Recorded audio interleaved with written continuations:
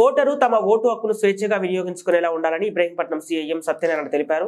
అతి త్వరలో జరగనున్న సార్వత్రిక ఎన్నికల్లో ఓటరు తమ ఓటు హక్కును బాధ్యతగా వినియోగించుకోవాలని, ఎలాంటి ప్రలోభాలకు ఓటర్ను ప్రలోభం చేయకూడదని ఉండేందుకు సమస్యాత్మక గ్రామాల్లో పోలీస్ కవాతు నిర్వహించడం జరిగింది.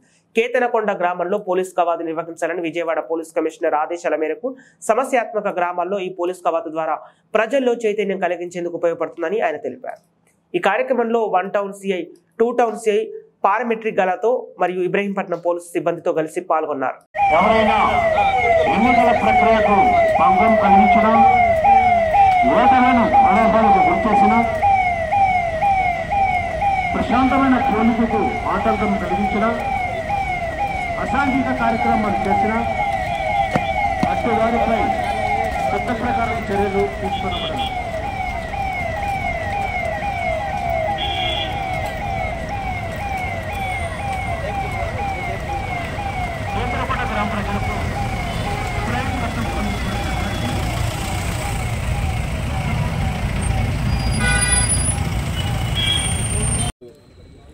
మన విజయవాడ సిపి గారి ఆదేశానుసారం, అలాగే డీసీపీ గారు, ఏసీపీ గారు ఆ పర్యవేక్షణలో ఈరోజు కేతనకొండలో సెంట్రల్ పారామిలిటరీ ఫోర్సు మరియు మన సివిల్ ఫోర్సు తోటి, అదే రకంగా 1 టౌన్ సిఏ గారు, 2 టౌన్ సిఏ గారు, అలాగే మా ఎస్ఎస్ మరి సిబ్బంది అందరూ కూడా ఈరోజు ఫ్లాగ్ మార్చ్ అంటే కవాతు కేతనకొండ విలేజ్లో నిర్వహించడం జరిగింది.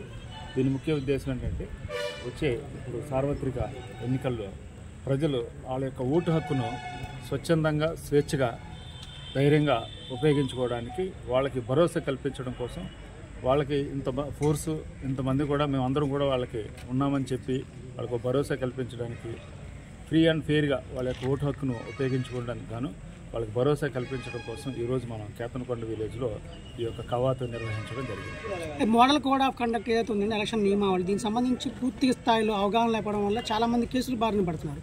దీనికి సంబంధించి ఏమైనా అవగాహన కల్పించేందుకు ప్రత్యేకమైన కార్యక్రమం చేపట్టే అవకాశం ఉందా? తప్పకుండా. మనకి ఎన్నికల ప్రవర్తన నియమావళి అని చెప్పి ఆల్రెడీ మనకి ఎలక్షన్ కమిషన్ పేపర్లో అన్నీ కూడా పబ్లిష్ చేయడం జరిగింది, అలాగే సోషల్ మీడియాలో జరిగింది. అలాగే మేము కూడా మా పోలీస్ డిపార్ట్మెంట్ తరఫు నుంచి కూడా ప్రవర్తన నియమావళి అన్నీ కూడా ఒక పాంప్లెట్ లాగా తయారు చేసి అందరికి కూడా అది ఇవ్వడం జరుగుతుంది. అలాగే సోషల్ మీడియాలో కూడా, మీ ప్రెస్ ద్వారా కూడా చెప్పడం జరుగుతుంది. ముఖ్యంగా ఏంటంటే, ఎవరైనా సరే, ఎనీ పొలిటికల్ పార్టీ ఎవరైనా సరే ఏ కార్యక్రమం చేయాలన్నా, ఈవెన్ ఒక సభ పెట్టుకోవాలన్నా, ఒక ర్యాలీ చేయాలన్నా, ఎటువంటి మీటింగ్ కండక్ట్, అలాగే ఇంటింటికి గడప గడప తిరగాలన్నా, అలాగే ఏ ప్రోగ్రామ్ చేయాలన్నా సరే ముందు రిటర్నింగ్ ఆఫీసర్ గారు పర్మిషన్ తీసుకుని తీరాలి కంపల్సరీ, ఖచ్చితంగా. అది తీసుకోకుండా చేస్తే మాత్రం ఖచ్చితంగా model code of conduct violation వస్తుంది. దాని మీద ఖచ్చితంగా కేసులు చట్ట ప్రకారం నమోదవుతుంది.